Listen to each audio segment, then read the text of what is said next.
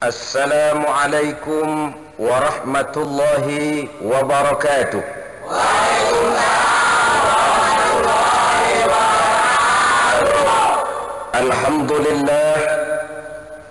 Alhamdulillahillazi arsala rasulahu rahmatan lil alamin. 23 tahun lamanya. Itulah perubahan yang telah dilaksanakan oleh Nabi kita, junjungan alam Nabi besar Muhammad sallallahu alaihi wasallam. Beliau berhasil merubah satu bangsa yang tadinya biadab menjadi bangsa yang beradab. Satu bangsa yang menyembah beraneka macam Tuhan menjadi bangsa yang bertauhid dan hanya menyembah kepada Allah Subhanahu wa taala. Satu bangsa yang tadinya saling bermusuhan dengan kegemaran berperang satu suku dengan suku lainnya menjadi satu bangsa yang bersatu di bawah ikatan akidah yang mulia. Timbul pertanyaan, perubahan apa sesungguhnya yang telah dibawa oleh baginda Nabi? Inilah yang akan kita bicarakan pada pertemuan kita kali ini. Sekurang-kurangnya ada 5 perubahan besar yang beliau bawa. Pertama, perubahan di bidang akidah. Di samping mengoreksi ajaran-ajaran Nabi Musa yang telah diselewengkan oleh umatnya, di samping mengoreksi dan memperbaiki ajaran-ajaran Nabi Isa yang telah diselewengkan umatnya, beliau mengembalikan ajaran tauhid, mencanangkan kalimat la ilaha illallah Muhammadur Rasulullah. Inilah pembaruan pertama yang dilaksanakan selama 13 tahun di kota Makkah, dengan penuh penderitaan, dengan penuh kepedihan, dengan penuh tantangan, dengan penuh cemoohan dan caci maki. Seluruhnya beliau terima dengan sabar dan lapang dada. Beliau sendiri pernah bersabda, ja'al islamu ghariban wa sayaudu ghariban kama bada'a fatuba lil ghuraba allazina yuslihuna ma afsadan nasu min sunnati. Islam itu, kata beliau, pertama kali datang dianggap aneh. Pertama kali datang Islam itu dianggap asing. Bagaimana Muhammad ini mengajarkan kita menyembah Tuhan yang tidak kelihatan? Itu terasa aneh. Dan jumlahnya cuma tunggal. Kita yang Tuhan kita banyak saja kadang-kadang masih kelaparan, apalagi kalau Tuhan cuma satu. Itu logika mereka. Ajaran-ajaran Islam yang dibawa oleh baginda Nabi dianggap sesuatu yang aneh, asing, dan baru pertama mereka dengar. Ja'al islamu ghariban, pertama kali Islam datang dianggap sebagai barang yang aneh. Wa sayaudu ghariban kama bada'a, dan pada suatu saat nanti, kata Nabi, Islam akan kembali dianggap aneh, akan kembali dianggap asing. Macam zaman sekarang saja. Ada orang pakai jilbab untuk menutup auratnya, dianggap aneh. Ada orang kumpul di majelis taklim, aneh. Ada anak muda rajin ke masjid, aneh. Ada yang rajin baca Al-Quran, dianggap aneh. Wa sayaudu ghariban kama bada'a, pada satu saat Islam akan kembali dianggap aneh. Dalam kondisi demikian, kata Nabi, fatuba lil ghuraba, maka beruntunglah orang-orang yang dianggap aneh. Beruntung kenapa? Beruntung karena teguh memegang agama walaupun aneh dalam pandangan orang. Siapa mereka? Allazina yuslihuna ma afsadan nasu min sunnati, yaitu orang-orang yang memperbaiki sunnahku yang telah dirusak dan diporak-porandakan oleh manusia. Di tengah manusia meninggalkan sunnah Rasul, di tengah manusia memporak-porandakan bahkan mengingkari sunnah Rasul, di tengah itu berbahagialah orang-orang yang tetap menjaga dan memperbaiki sunnah beliau. Kaum muslimin rahimakumullah, suka duka beliau 13 tahun pertama di kota Makkah, dengan segala romantika perjuangannya menegakkan nilai tauhid, merupakan bukti sejarah yang seluruhnya merupakan contoh dan teladan bagi kita, yang teladan itu sangat berharga, bahwa tidak ada perjuangan tanpa pengorbanan dan tidak ada pengorbanan yang sia-sia. Orang bilang hidup perjuangan, perjuangan pengorbanan, berani hidup berani berjuang rela berkorban. Takut berkorban jangan berjuang, tidak berjuang berhenti hidup. Itu logika yang wajar. Begitulah kalau orang sudah mencanangkan satu pembaruan, reaksi selalu datang dari kiri dan kanan. Namun baginda Nabi ketika itu seolah-olah berkata, tuan-tuan, saya adalah ibarat pohon yang baru akan tumbuh. Silahkan lempari saya dengan kotoran sapi, silahkan lontari saya dengan kotoran kerbau, dengan kotoran kambing, tapi jangan tuan-tuan mimpi bahwa saya akan mati. Bahkan pohon yang baru akan tumbuh, kalau dilempari dengan kotoran sapi, itu akan jadi pupuk yang membuat dia tumbuh lebih subur, menghasilkan buah yang berguna bagi kepentingan umat. Begitulah kita di masyarakat ini. Manakala kaki sudah mulai melangkah melaksanakan satu kebajikan, melaksanakan apa yang diperintahkan Allah, maka reaksi dari kanan dan kiri, kadang berupa pujian, lain saat berupa cemoohan, tentu akan datang. Pujian bukan kita cari, cacian pun tidak harus membuat kita putus asa. Jangan lalai kalau dipuji, jangan lemah kalau dicaci. Malah segala macam cacian dan kritikan, itulah sebenarnya yang membuat orang makin dewasa. Jarang orang berpikir kalau sudah dipuji, jarang orang berpikir kalau sudah disanjung. Tapi kalau sudah dikritik, dia mulai berpikir mencari kelemahan yang ada pada dirinya. 13 tahun selama periode Mekah, menghancurkan segala macam bentuk kemusyrikan, menghancurkan berhala yang disembah kaum Quraisy. Tidak kurang 360 berhala di sekeliling Ka'bah yang mereka buat sesuai dengan kekayaannya masing-masing. Yang terkenal bernama Latta, Uzza, Manat, Hubal. Ada yang paling kaya bikin patung dari emas lalu disembah. Yang setengah kaya bikin patung dari perak disembah. Yang setengah miskin bikin patung dari kayu jati lalu disembah. Ada yang miskin betul, tepung terigu diadonin, dibentuk sedemikian rupa berbentuk manusia lalu disembah. Selesai nyembah, perutnya terasa lapar, dia liatin Tuhannya. Tuhan katanya, Tuhan kan sudah saya sembah, sekarang perut saya lapar Tuhan, boleh dong gantian? Saya permisi, Tuhan mau saya makan dulu. Kalau setuju bilang, tidak setuju. Kalau setuju diam saja. Dia lihat Tuhannya diam saja, maka mulailah tangannya dipotong, kakinya dimakan, kepalanya habis. Dalam perkembangan sejarah kita tahu cuma ketika itu saja ada orang makan Tuhan. Sesadis-sadisnya manusia Indonesia belum pernah toh sampai makan Tuhan. Tapi masyarakat di mana Rasul diutus, Tuhannya pun sampai dimakan. Begitu rupa kemusyrikan yang dihadapi oleh baginda Nabi.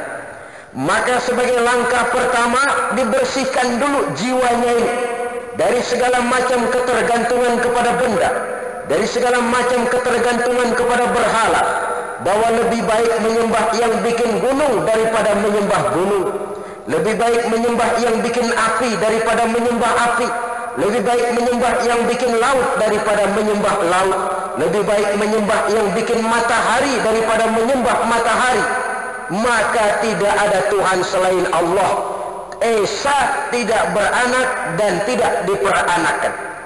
Dikosongkan jiwa kafir jahiliyah itu, disingkirkan segala macam bentuk kesyirikannya untuk diganti dengan tauhid yang terpatri pada buhul kalimat asyhadu an la ilaha illallah wa asyhadu anna muhammadar rasulullah. Inilah revolusi pertama atau pembaruan pertama. revolusi di bidang tauhid. Lalu apa masalahnya buat kita di zaman sekarang ini menjaga nilai tauhid?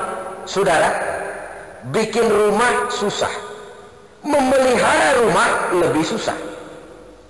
Beli mobil mahal, memelihara mobil lebih mahal. Melangsungkan pernikahan mahal, memelihara pernikahan lebih mahal. Melahirkan anak perlu biaya besar, merawat anak lebih besar lagi biayanya. Sebelum beriman kita mendapat hidayah, alhamdulillah kita beriman. Setelah beriman maka menjaga dan memelihara iman pun bukan merupakan pekerjaan yang ringan.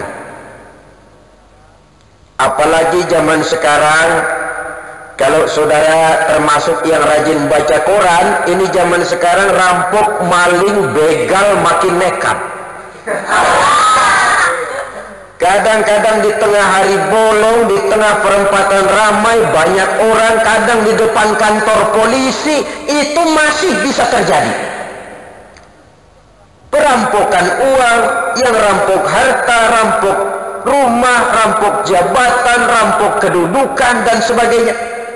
Tetapi bagaimanapun kita sadar, harta, pangkat, kedudukan, jabatan menurut Allah kecil. Karena memang ketika terlahir ke dunia tidak kita bawa semua itu. Yang paling mahal dalam pandangan Allah tidak lain adalah nilai-nilai iman. Kalau rampok harta, rampok pangkat sebenarnya rampok kecil. Yang termasuk rampok kelas kakap tidak lain adalah rampok iman, maling-maling akidah yang bertujuan sekurang-kurangnya mendangkalkan keyakinan kita sebagai umat Islam. Ini proyek utamanya. Dan maling atau rampok akidah itu tidak sadis. Dia tidak bawa golok, tidak bawa senjata tajam, tidak menunggu kita di tempat gelap. Dia datang berterang-terangan ke rumah kita dengan propaganda yang manis. Bawa uang, bawa pakaian, bawa obat-obatan, bawa segala macam keperluan kita. Untuk apa? Untuk menukar iman kita dengan yang mereka bawa. Kalau ini sudah terjadi, inna lillah wa inna ilaihi raji'un. Ada satu analisa dari baginda Nabi, beliau pernah bersabda begini, sayati ala ummati zamanun yafirun nasu minal ulama'i wal fuqaha. Akan datang satu masa di tengah umatku di mana pada masa itu orang akan lari dari ulama dan fuqaha, ahli fikih. Lari dari ulama. Apa kalau ada kiai lalu dia kabur? Bukan. Apa kalau ulama datang lalu buru-buru dia menghindar? Tidak. Mungkin sering jalan bersama kiai, mungkin sering makan bareng dengan ulama, mungkin sering duduk di tengah para ulama, tapi amal perbuatannya, tingkah lakunya, akhlak dan budi pekertinya 180 derajat bertentangan dengan yang diajarkan dan dicontohkan para ulama. Itu sudah lari dari ulama. Apa yang akan terjadi? Kata Nabi, kalau umat sudah jauh dari ulama, fayabtaliyahumullahu bithalasi baliyat. Tunggulah, Allah akan kirim 3 macam penyakit. Na'udzubillah summa na'udzubillah. 3 macam penyakit. Karena kalau sudah jauh dari ulama artinya kan jauh dari agama. Akibatnya 3 penyakit akan turun. Penyakit pertama, yarfa'ullahul barakata min kasbihim. Allah angkat, Allah cabut keberkahan dari apa saja usaha mereka. Usahanya enggak berkah. Usaha enggak berkah itu apa? Kalau kerja tidak digaji? Mungkin digaji. Apa kalau dagang tidak untung? Mungkin untung. Tapi gaji yang diterima, untung yang didapat, seluruhnya tidak membawa kebahagiaan, tidak membawa kelapangan hidup, tidak memberikan ketentraman. Itu pertanda tidak berkah namanya. Itu penyakit pertama. Padahal kita umat Islam ini berkah itu penting, saudara-saudara. Biarin duit kita banyak, asal berkah aja. Penyakit yang kedua, wa yusallitullahu alaihim sultanan zalima.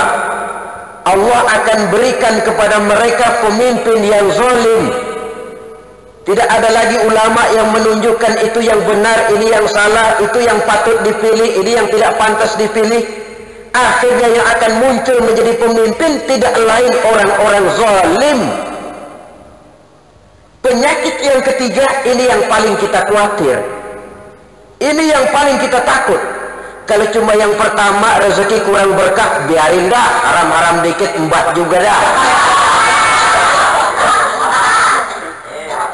Kalau cuma dikasih pemimpin yang zalim, cuma masalah dunia. Tapi kalau sudah terkena penyakit yang ketiga, wa yakhrujuna minad dunya bighairi iman, mereka keluar dari dunia ini tanpa membawa iman. Kalau sudah keluar dari dunia tidak bawa iman, adresnya jelas, neraka. Sudahlah harta tidak bisa kita bawa, sudahlah pangkat dan jabatan tidak bisa kita bawa, sudahlah segala macam status sosial tidak bisa kita sandang lagi di pundak kita, sudahlah kaum kerabat tidak akan sanggup menemani kita. Ditambah lagi kembali menghadap Allah tanpa membawa iman.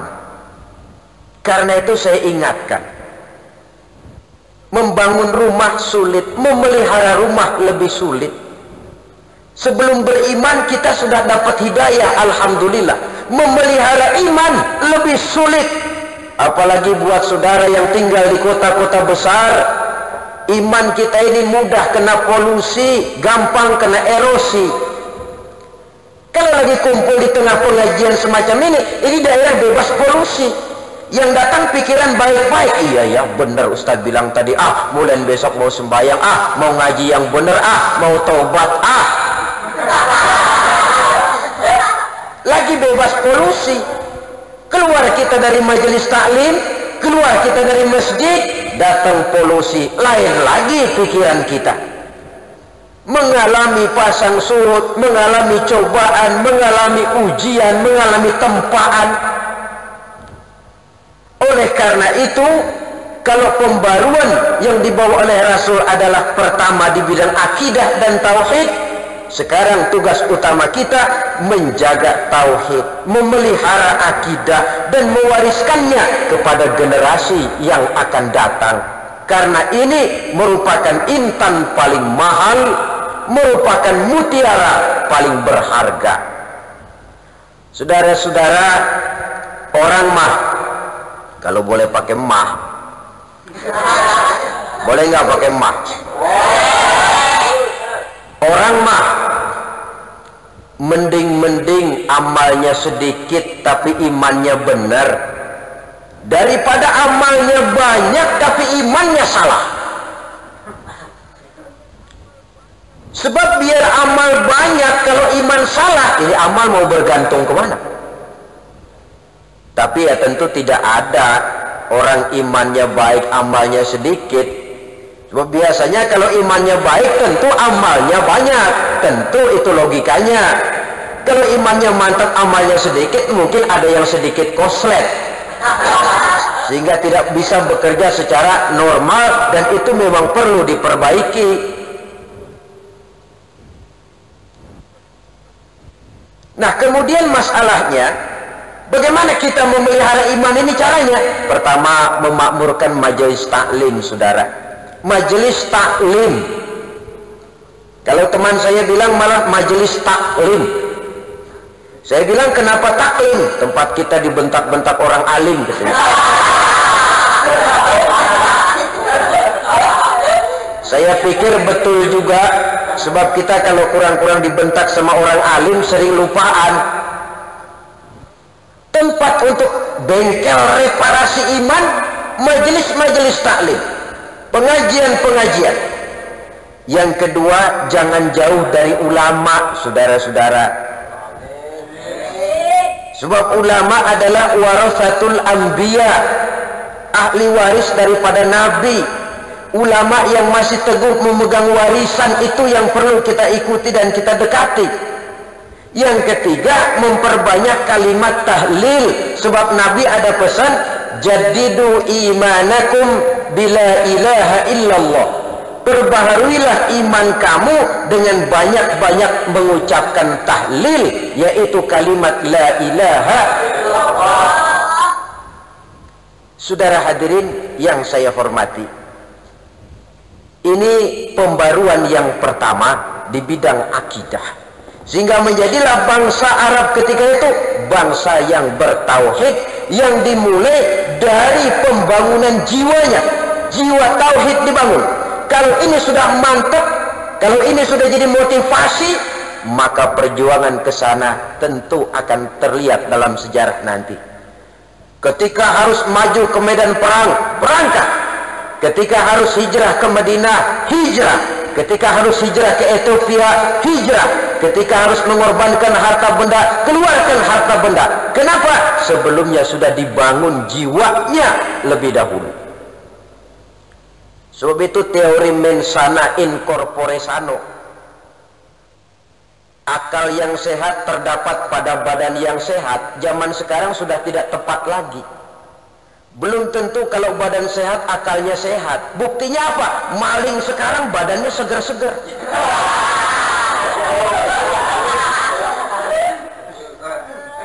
Katanya kalau badan sehat lalu pikiran sehat, kan tidak mesti begitu. Karena itu pembangunan memang harus dimulai kepada pembangunan jiwa manusia, seperti dicontohkan baginda Nabi. Tauhid ditanamkan, iman dimantapkan, pandangan hidup diteguhkan, keyakinan dicanangkan, yang pada gilirannya akan membentuk way of life, mempengaruhi rule of thinking dan state of mind daripada manusia itu sendiri.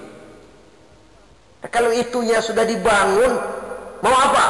Sudah siap menjadi manusia yang militan untuk kepentingan nilai-nilai iman yang diyakininya. Semuanya kan berangkat dari nilai iman ini.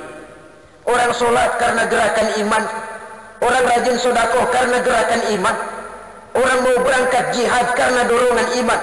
Kalau iman sudah bicara, yang jauh jadi terasa dekat, yang lemah menjadi kuat, yang takut menjadi berani, seluruh resiko akan terasa ringan dan enteng. Berangkat dari nilai-nilai iman. Dari sinilah harus kita mulai. Saudara, itu pembaruan yang pertama di bidang akidah. Yang kedua sekarang, pembaruan di bidang sosial. Dunia 14 abad yang lalu, Eropa masih biadab, Afrika belum dikenal orang, Asia sangat terbelakang. Di mana-mana orang ribut oleh perbedaan dan kelas-kelas yang ada di masyarakat. Perang saudara di Amerika misalnya, yang sampai sekarang masih ada perjuangan ras diskriminasi berupa politik apartheid, perbedaan warna kulit hitam dengan kulit putih, lalu pengkotakan manusia berdasarkan kasta. Ada yang keturunan ningrat, keturunan rakyat jelata. Manusia dibedakan oleh keturunan, manusia dibedakan oleh bahasa, manusia dibedakan oleh warna kulit. Padahal itu semuanya manusia tidak pernah pesan. Si negro tidak pernah waktu lahir itu berpesan, Tuhan saya minta kulit hitam aja.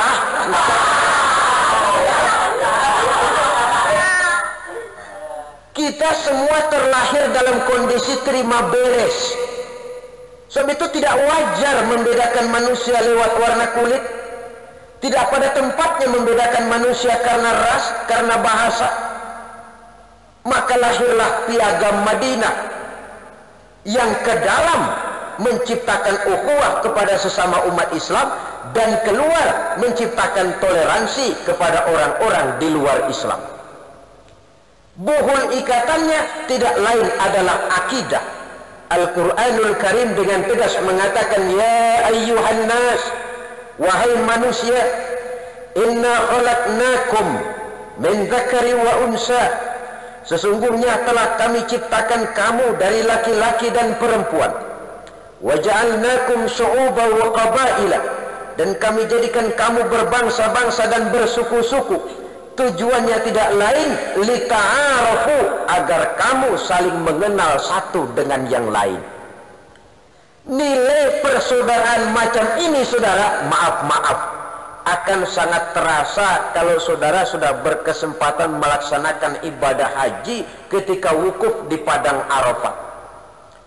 Terbungkus dengan pakaian yang sama, berkumpul di tempat yang sama, menyembah Allah Tuhan yang sama, mengikuti manakib Nabi yang sama, mengikuti manasik Nabi yang sama, membaca bacaan yang sama. Dari sekian persamaan, kita tidak tahu lagi mana si jenderal, mana si kopral. Kita tidak kenal lagi mana yang intelek, mana yang awam. Kita tidak tahu lagi mana yang kaya, mana yang miskin. Yang kita tahu seluruhnya muslim, berbaur dalam satu persaudaraan yang sangat indah sekali. Itulah sebabnya Islam mengajarkan orang cinta kepada guru bagus, tapi fanatik kepada guru jangan. Cinta kepada suku wajar, fanatik kepada suku salah. Satu-satunya fanatik yang boleh cuma fanatik kepada agama, dalam arti berpegang teguh kepada agama. Sebab hanya dengan pola itu umat Islam akan konsekuen memegang teguh agamanya. Jadi saudara cinta suku silakan saja, tapi jangan fanatik kepada suku. Saudara cinta kepada guru bagus, tapi jangan fanatik kepada guru. Sehingga dengan demikian kita bisa menempatkan halnya secara wajar, menerima kebenaran tanpa melihat yang ngomong kulit hitam, kulit putih, kulit bule.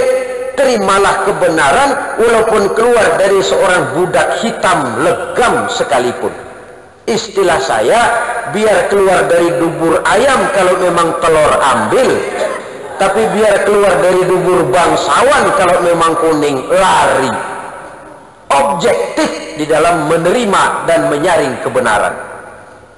Peristiwa paling jelas yang menunjukkan hal ini ketika terjadi peristiwa hijrah. Orang-orang Makkah yang datang ke Madinah disebut kaum muhajirin, dan orang-orang Madinah yang menerima kedatangan orang-orang Makkah dinamakan Ansor. Orang Madinah menyambut orang Makkah ini apa mentang-mentang pribumi lalu tolak pinggang. Makkah, pendatang lu ya, jangan bertingkah di sini. Tidak, malah masing-masing mencari saudara.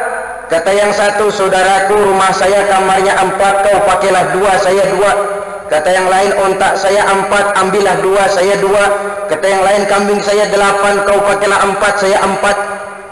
Apa jawab penduduk Mekah yang hijrah ini? Terima kasih saudaraku dari Madinah, namun kami akan lebih senang kalau tuan-tuan mau menunjukkan kemana jalan ke pasar, sehingga kami bisa berusaha dan hidup tidak menjadi beban bagi orang lain. Alangkah indahnya ajaran agama kita ini. Yang satu mati-matian mau menolong, yang satu berusaha agar hidupnya tidak menjadi beban bagi orang lain.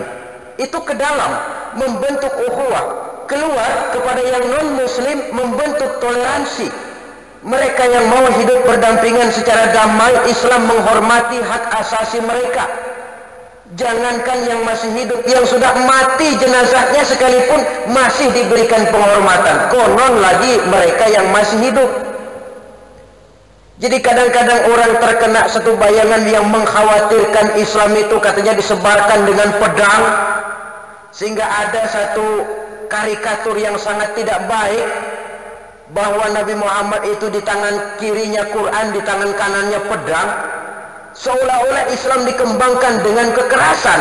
Ini isapan jempol yang diteriakkan oleh kaum orientalis untuk menyudutkan dan mengkambing hitamkan agama Islam. Islam tidak pernah disebarkan dengan kekerasan, tidak ditunjang oleh kerajaan manapun, tidak disebarkan oleh bujukan materi, harta benda dan sebagainya. Rasul tidak pernah membujuk-bujuk orang, ayo siapa yang masuk Islam susu bendera. Islam adalah agama keyakinan. Oleh karena itu Rasul mencanangkan perubahan sosial. An-nasu kulluhum li Adam, kata beliau, wa Adam min turab, la fadla li arabiyyin ala ujamiyyin illa bittaqwa. Sesungguhnya manusia berasal dari Nabi Adam. Adam diciptakan dari tanah. Tidak ada kelebihan orang Arab dengan yang bukan Arab kecuali takwanya. Dan takwa kesanggupan melaksanakan yang diperintah, kemampuan menjauhi yang dilarang. Di situ harga dan nilai manusia dalam pandangan Allah. Saya sering memberikan contoh, binatang saja harganya berbeda kok. Kerbau yang paling mahal, yang badannya paling gemuk. Betul apa betul? Tapi harga seekor kerbau kadang-kadang kalah oleh harga burung perkutut. Ada perkutut lebih mahal dari kerbau. Kenapa? Karena harganya terletak pada suaranya. Lalu di mana harga manusia yang paling gemuk? Bukan. Yang suaranya paling merdu. Islam adalah agama keyakinan. Oleh karena itu Rasul mencanangkan perubahan sosial. An-nasu kulluhum li Adam, kata beliau, wa Adam min turab, la fadla li arabiyyin ala ujamiyyin illa bittaqwa. Sesungguhnya manusia berasal dari Nabi Adam. Adam diciptakan dari tanah. Tidak ada kelebihan orang Arab dengan yang bukan Arab kecuali takwanya. Dan takwa kesanggupan melaksanakan yang diperintah, kemampuan menjauhi yang dilarang. Di situ harga dan nilai manusia dalam pandangan Allah. Saya sering memberikan contoh, binatang saja harganya berbeda kok. Kerbau yang paling mahal, yang badannya paling gemuk. Betul apa betul? Tapi harga seekor kerbau kadang-kadang kalah oleh harga burung perkutut. Ada perkutut lebih mahal dari kerbau. Kenapa? Karena harganya terletak pada suaranya. Lalu di mana harga manusia yang paling gemuk? Bukan. Yang suaranya paling merdu? Tidak. Allah menjelaskan, inna akramakum indallahi atqakum. Yang paling mulia di antara kamu di sisi Allah adalah orang yang paling bertakwa kepadanya.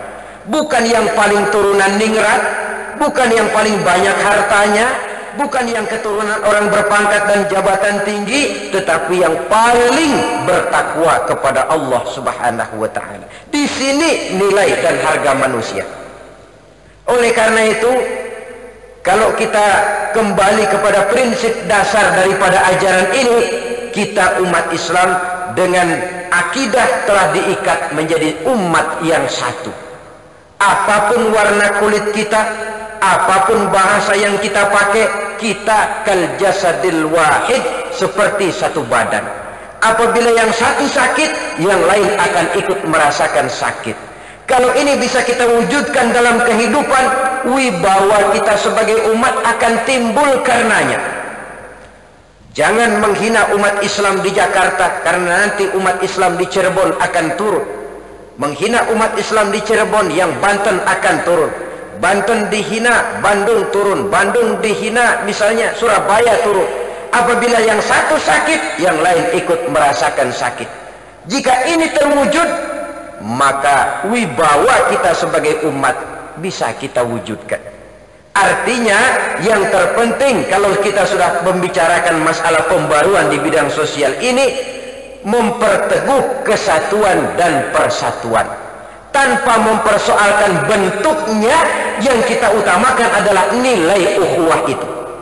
Soal bentuknya dalam arti organisasi, persilakan saudara mau pilih apa, tetapi nilai-nilai ukhuwah hendaknya itu menjadi prioritas utama ketimbang bentuk yang saudara pilih. Sudah lewat masanya di mana bentuk mengkotak-kotakan kita. Sudah datang waktunya di mana bentuk malah mendorong kita untuk meningkatkan nilai-nilai ukhuwah Islamiyah. Saudara, coba lihat angka sosial. Ada satu orang takut, ditambah lagi satu orang takut, ditambah lagi satu orang takut. Jadi berapa? 3 orang takut.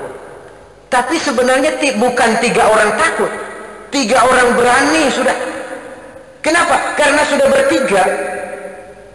Takut karena sendiri, Kalau kumpul turu-turu takut dia bertiga, jadi berani, nekat. Tadi kan takut sendiri, kalau sudah bertiga biar awalnya sama-sama takut, jadi berani. Ini pengaruh kehidupan berjamaah, pengaruh kehidupan bermasyarakat, pengaruh berukhuwah, pengaruh dari kehidupan yang namanya kolektif. Yang namanya lidih biar gede banget juga kalau sendirian, bapak moyangnya lidih, dia tidak akan bisa berbuat banyak. Tapi biar lidih kecil-kecil, kalau diikat jadi satu, digabung dengan lidih yang lain, bersih halaman rumah kita, sebab sudah sapuh namanya. Begitulah kita umat Islam, biar pendidikan kita menengah ke bawah, ekonomi kita ala kadarnya. Tetapi kalau kita kompak, bersatu, yang muda menghormati yang tua membimbing kepada yang muda, kerjasama dengan baik, maka tidak ada hal yang tidak bisa kita laksanakan. Inilah pembaruan kedua. Jangan lagi membedakan manusia karena keturunannya, karena warna kulitnya, karena bahasanya, tetapi karena takwanya kepada Allah Subhanahu wa ta'ala. Yang ketiga, saudara, pembaruan yang dibawa oleh baginda Nabi, pembaruan di bidang hukum. Nyaris di masa Rasul diutus, yang berlaku adalah hukum rimba. Siapa yang kuat dia yang menang, siapa yang lemah menjadi mangsa. Perbudakan merajalela, kulit hitam selalu jadi budak. Hukum cuma untuk rakyat. Para penguasa seolah-olah kebal hukum. Itu di zaman baginda Nabi di masyarakat jahiliyah. Orang kecil salah cepat-cepat dihukum, orang gedean salah belagak budak. Itu dulu di zaman baginda Nabi.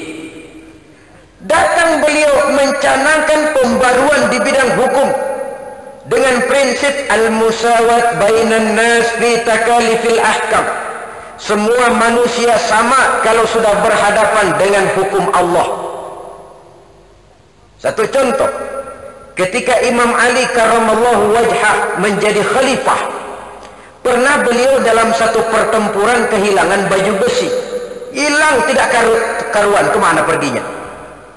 Lama hilang, sampai beliau menjadi khalifah, Amirul Mukminin, presiden lah kalau zaman sekarang. Ketika beliau sedang mengadakan kunjungan ke satu kampung, beliau lihat baju besinya yang hilang ada di rumah orang Yahudi. Tandanya persis, data-datanya sama, dan memang baju beliau. Mestinya kan kalau mau sewenang-wenang pemimpin ini ngadepin rakyat, sikat aja. Ini dulu baju saya ini, hari sini saya kan pemimpin. Apa begitu Imam Ali? Tidak. Prosedur. Kemana beliau pergi? Ngadu ke pengadilan. Allahu Akbar. Seorang pemimpin besar, presiden, lapor ke pengadilan. Mau ngadu, Pak? Ada apa Ali? Hakim tidak tanya ada apa, khalifah tidak. Karena terdakwa sama dalam berhadapan dengan hukum. Ada apa Ali? Saya dalam satu pertempuran kehilangan baju besi. Lalu baju besi saya yang hilang itu ternyata ada di rumah orang Yahudi. Jelas bukan orang Islam itu. Dipanggil si Yahudi. Baju besi yang ada di rumahmu menurut pengakuan Ali adalah milik dia. Kata Yahudi, mana bisa? Apa ada buktinya? Saya ngambil. Siapa yang lihat? Siapa saksinya? Ali, kamu punya saksi? Tidak punya. Kalau begitu kamu kalah, Ali. Baju besi itu milik Yahudi. Seorang pemimpin dikalahkan oleh pengadilan. Justru pengadilan Islam lagi. Yahudi yang dimenangkan. Sampai keluar dari pengadilan si Yahudi bilang, Ali, begitu pengadilan Islam. Iya. Kalau begitu terjamin benar hukum. Terjamin. Kamu nggak kesel, Ali? Kenapa mesti kesal kalau itu memang sudah keputusan pengadilan? Sebenarnya yang di rumah saya itu memang baju kamu, Ali. Lalu sekarang ambil aja dah, ambil. Saya pulangin, nggak usah, kata Imam Ali. Pengadilan sudah memutuskan itu milik kamu, ambil saja. Tidak mau saya kembalikan. Dan bukan cuma sekedar ingin saya kembalikan Ali, saya ingin masuk Islam. Karena keadilan semacam ini yang selama ini saya cari, yang tidak saya temukan dalam agama lama saya. Si Yahudi masuk Islam karena melihat prinsip keadilan ini. Sampai-sampai Quran saja memberikan bimbingan, la yajrimannakum syana'anu qaumin alla ta'dilu. Janganlah kebencianmu kepada sekelompok kaum menyebabkan kamu berlaku tidak adil. Biasanya kan begitu, kita ini subjektif. Kalau kita udah kesel sama orang, biar dia benar, kita salahin juga. Tapi kalau kita sudah senang sama orang, biar dia salah, kita belain juga. Dan lebih celaka kalau ini sudah naik ke pengadilan, hilang keobjektifan hukum. Sehingga tidak heran pada akhirnya yang tidak salah harus masuk penjara, sementara yang salah senyum gembira. Saudara hadirin yang saya hormati, persamaan manusia dalam berhadapan dengan hukum. Dan prinsipnya keteladanan, Rasul sendiri menerapkan itu kepada keluarganya. Kepada Fatimah beliau bilang, kalau Fatimah anak Muhammad mencuri, tidak usah orang lain, Muhammad sendiri yang akan potong tangannya. Adil. Kalau orang lain diperintahkan beramal, beliau sendiri pesan, i'mali ya Fatimah, fa inni la ughni anki minallahi syai'an. Hai Fatimah, beramal, beramal, beramal. Kalau kamu tidak mau beramal, Pak, aku ayahmu Rasulullah tidak akan sanggup membela kamu di akhirat nanti. Putri beliau sendiri dianjurkan begitu. Apalagi kita yang ponakan Nabi aja bukan. Tidak mentang-mentang putri Nabi lalu ada jatah gratis masuk surga. Udahlah Pak, tenang dah, di akhirat ada papi. Beramal Pak, beramal. Begitu pencanangan hukum keadilan yang dilaksanakan oleh baginda Nabi, sehingga hukum benar-benar berwibawa, ditaati dan dipatuhi. Karena yang menganjurkan dan yang dianjurkan sama-sama melaksanakannya. Kadang-kadang yang menyebabkan hukum kurang berwibawa karena hukum pandang bulu. Dan sering saya katakan, kalau hukum sudah pandang bulu, tentu yang enak yang banyak bulunya. Nah, yang banyak bulunya siapa? Tentu monyet. Kurang berwibawanya hukum kadang-kadang karena tidak berlaku adil. Saudara hadirin yang saya hormati, oleh karena itu hukum Islam mengenal 3 macam prinsip elastisitas. Pertama, taklilut takalif, menyedikitkan beban. Misalnya sholat, ya, zuhur 4 rakaat, asar 4 rakaat. Dalam satu kondisi yang sempit, zuhur dan asar boleh digabung jadi satu, namanya menjamak sholat. Berubah hukum karena keadaan. Andai kata masih lebih sempit lagi waktunya, boleh dengan mengqashar sholat. Zuhurnya 2, asarnya 2, dikerjakan secara jamak. Dalam bepergian jauh orang boleh tidak berpuasa. Taklilut takalif, menyedikitkan beban. Yang kedua, prinsip elastisitasnya ada haraj, meniadakan beban. Sholat wajib berdiri kalau sanggup. Tidak bisa berdiri sambil duduk. Tidak bisa duduk berbaring. Berbaring tidak sanggup, sholat pakai isyarat. Sholat pakai isyarat tidak bisa, sholat dalam hati. Sholat dalam hati masih tidak mampu, disolati. Kalau sudah dalam hati tidak mampu kan sudah innalillah namanya itu. Saudara hadirin yang saya hormati, ini prinsip adamul haraj. Kenapa? La yukallifullahu nafsan illa wus'aha. Allah tidak akan memberikan beban kecuali sesuai dengan batas kemampuan yang dimiliki oleh seseorang. Angkat beras tuh 100 kilo. Nggak kuat Pak, 30 kilo dulu, ntar balik lagi, lama-lama juga habis. Apa yang belum bisa dikerjakan seluruhnya, jangan ditinggal semuanya, yang mampu dulu kerjain. Pak, saya kalau sembahyang 5 waktu belum bisa, Pak. Masa di antara 5 waktu nggak bisa semua? Cari yang bisa dulu dah.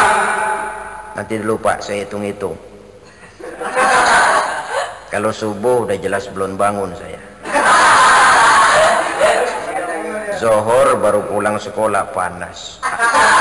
Asar latihan poli. Maghrib bisa Pak, maghrib bisa. Iya dah, maghrib aja dulu incer dah. Kapan lo datang gua kerjain lo maghrib? Bertahap. Nanti sudah sholat maghrib, ya Allah saya sejak sholat maghrib kok jiwa tenang, pikiran lapang. Tambah isya, kali-kali aja enteng jodoh, umpamanya tambah isya. Bertahap. Jangan mentang-mentang saya ngomong begini lalu sampai mati maghrib aja.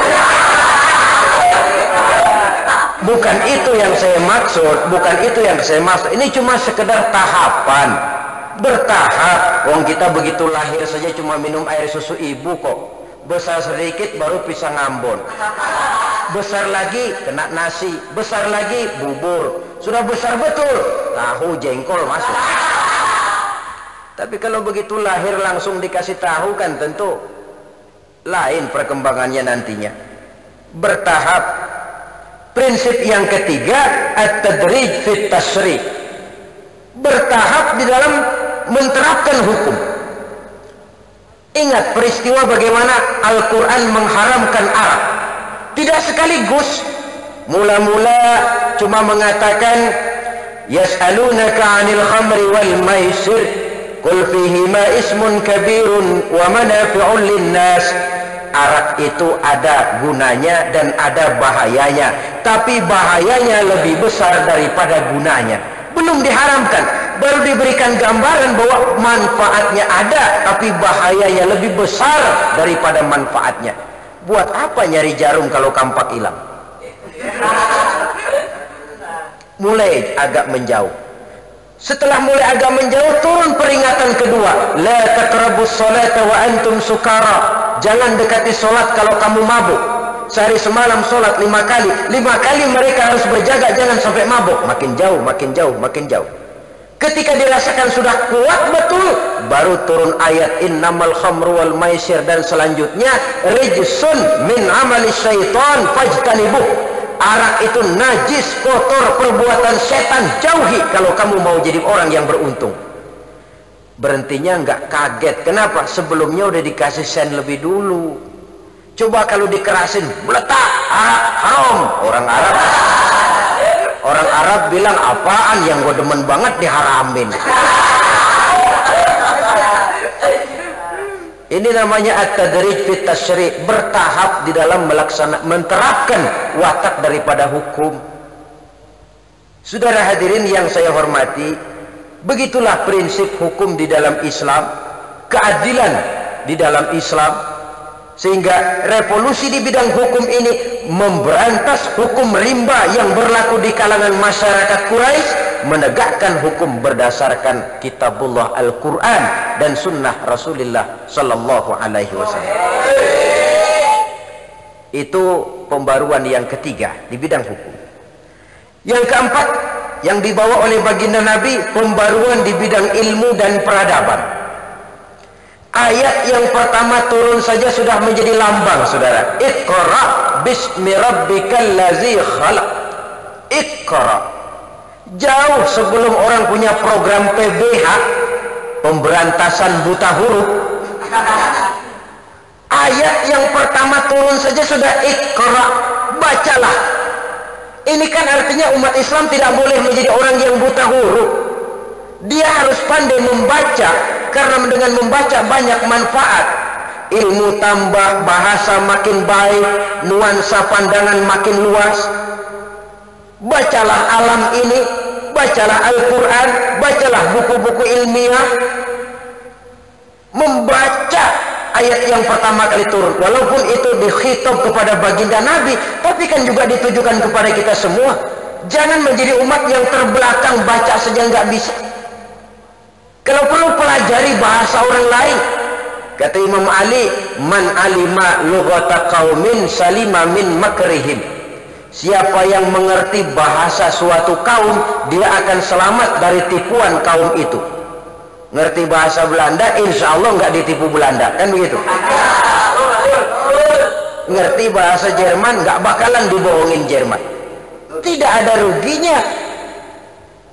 Lalu banyak ayat Quran menggugah semangat berpikir. Afala ta'qilun, afala tatafakkarun, afala tatadabbarun, fatafakkaru ya ulil albab. Tidakkah kau gunakan akalmu, tidakkah kau gunakan daya fikirmu, tidakkah kau analisa, tidakkah kau perhatikan? Ain layat menantang, afala tanzuruna ilal ibili kaifa khuliqat. Tidakkah kau lihat bagaimana unta diciptakan Allah? Wa ilas samai kaifa rufi'at. Tidakkah kau lihat bagaimana langit ditinggikan oleh Allah? Lihat.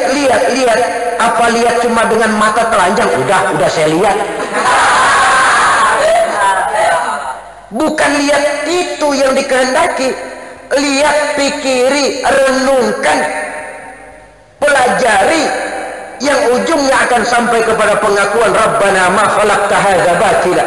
Ya Allah, tidak satu pun yang engkau ciptakan sia-sia. Dulu orang berpikir, buat apa Tuhan bikin nyamuk? Ngeres, tidur jadi terganggu, gatel. Allah sendiri jawab, innallaha la yastahyi ayyadriba masalan ma ba'udatan fama fawqaha. Allah enggak malu bikin perumpamaan seperti nyamuk atau yang lebih kecil dari itu. Tuhan kan maha besar ya. Iya, kok nyamuk dia bikin? Buat apa kayak gitu kecilnya? Ganggu orang tidur, nggak ada manfaatnya. Belakangan baru ternyata lemahnya otak manusia. Pertama, baik, nyamuk kita bilang kecil. Sampai sekarang profesor mana yang bisa bikin nyamuk? Nyamuk-nyamukan mungkin. Yang bagaimanapun tinggi ilmu pengetahuannya, bikin nyamuk aja yang kecil nggak bisa. Bagaimana mau sombong berhadapan dengan ilmunya Allah? Di lain pihak, nyamuk yang dibikin Allah itu dipelajari. Oh, kalau nyamuk ini racunnya begini, nyamuk ini racunnya ini, obatnya mesti pakai ini. Dipelajari. Lalu ada orang jadi dokter lantaran belajar nyamuk.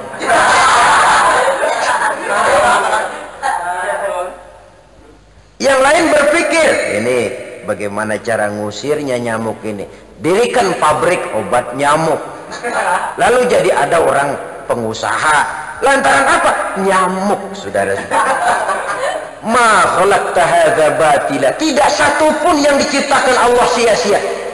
Cuma kita saja barangkali yang belum sanggup membuka tabir rahasia dan hikmah di belakang itu. Bagaimanapun kecilnya menurut pandangan kita, tidak satu pun yang diciptakan Allah itu sia-sia. Maka Quran membuka pintu seluas-luasnya bagi umat Islam untuk menimba ilmu pengetahuan yang sebanyak-banyaknya.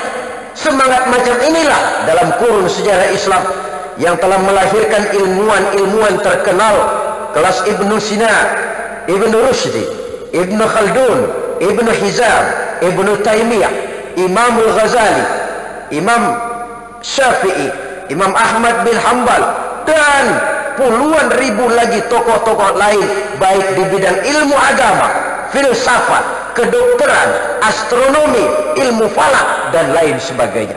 Dikala umat Islam tidak membeda-bedakan ilmu, oh ini ilmu agama, oh ini ilmu umum, tidak. Pokoknya ilmu boleh rakus. Kata Nabi, la hasada illa fisnataini. Tidak boleh iri hati kecuali kepada dua macam manusia. Ada dua manusia yang boleh kita iri. Pertama, orang kaya yang mempergunakan hartanya di jalan Allah. Itu boleh ngiri. Ngirinya bagaimana? Gua juga kalau kaya pengen begitu. Itu kan ngiri namanya. Kaya, harta banyak tapi rajin sedekah, membantu pembangunan masjid, membantu pembangunan pesantren, memakmurkan majelis taklim, menyantuni yatim piatu. Orang kaya macam itu boleh kita iri. Bukan iri lalu dendam sama dia, bukan. Tapi irinya, kalau saya kaya, saya pun ingin begitu.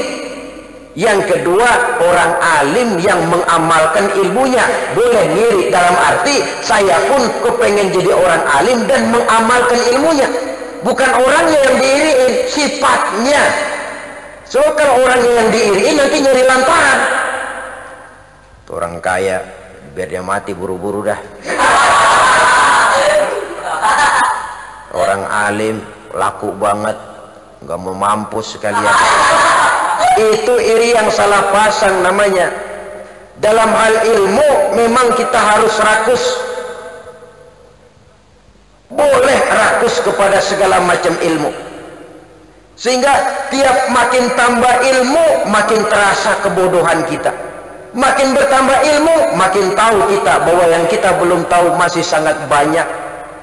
Apalah artinya setetes air yang diambil dari laut? Itulah ilmu manusia ketimbang ilmunya Allah Azza wa Jalla. Yang terakhir saudara, yang kelima, pembaruan yang dibawa oleh baginda Nabi mengangkat harkat, martabat dan derajat kaum wanita. Dahulu wanita nilainya rendah, mereka dilahirkan seolah-olah cuma untuk sekedar melahirkan. Nabi mencanangkan satu ajaran luhur, an-nisa'u imadul bilad, iza salahat salahal bilad, wa iza fasadat fasadal bilad. Wanita adalah tiang negara. Kalau baik wanita, baik negara. Kalau rusak wanita, hancur negara. Maka perempuan walaupun peranannya tidak begitu kelihatan, sangat menentukan. Bersyukurlah ibu-ibu karena Islam telah mengangkat martabat kaum wanita. Belajar silakan sama pandainya dengan laki-laki.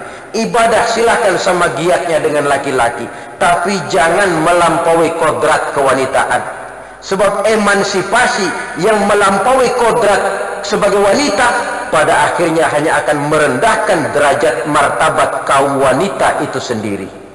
Nah, saudara-saudara, inilah yang kita bicarakan pada pertemuan ini. Mudah-mudahan walaupun singkat ada manfaatnya. Terima kasih dan mohon maaf. Wassalamualaikum warahmatullahi wabarakatuh.